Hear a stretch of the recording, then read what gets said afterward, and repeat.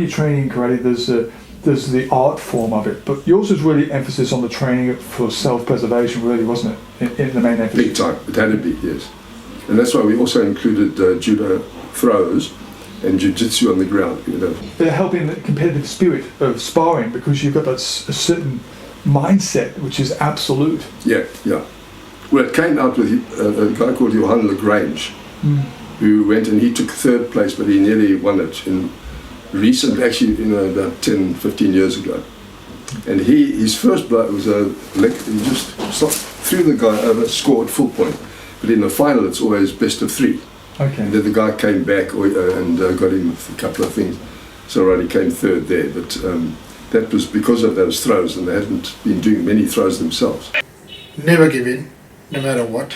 Yes. I know we had Inawera Sensei come to South Africa when the Japanese spread worldwide, and stayed with Stan Sensei, and there were a number of occasions that he really hurt Stan Sensei and then kicked him to get up off the floor, and don't you ever quit, sort of thing, you know.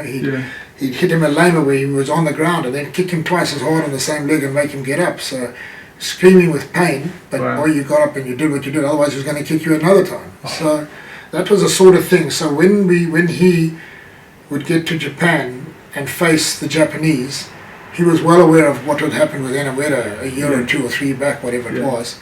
But whatever he took, he gave just as good. Yeah. And I think with great respect to the Japanese, they respected him for that. You know, it wasn't as if, he was just a bully and taking them on. He took them on at their own game, and he gave as good as he took. And he just didn't quit. It was as simple as that. Yeah.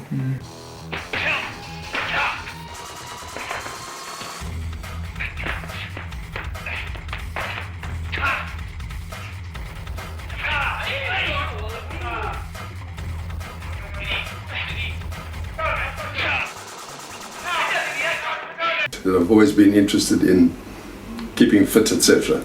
Yes. Well, I lost my father when I was 10 years old, and somehow my heroes became boxers, and maybe that's boxers and weightlifters or bodybuilders. But I was very interested in trying to be a man. In other words, what is a man? I thought it was a boxer, a wrestler, whatever. And that was the precursor to eventually, when I was getting to about 15 or 16, people would come to my house, my friends from school, and then we'd box a bit, put on gloves, hit a punch bag and that kind of thing. So even those early days you were leading the way. Yeah. Yeah, just like it was in me.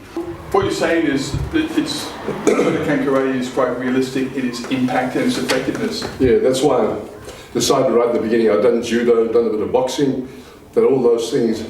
It falls far short, those arts fall far short of what the expansive idea of what karate is all about. Well, that's it. You've got to be able to move from a distance and use this art, left, right, front, back, up, down. That's what our karate is about. Yeah. If you want me, I'll show you. Yeah. I'm in the room. Somebody over there is attacking a family member just there. Sorry. That's okay. That's good. Yeah. So I don't think they'll be standing after that. Yeah. So in other words, I know people who are younger who can do the same as I did now from here. This is devastating. It's like a missile traveling across and delivering that blow. And the more you push your body weight at a fast speed, the bigger the impact. That's what I like about karate.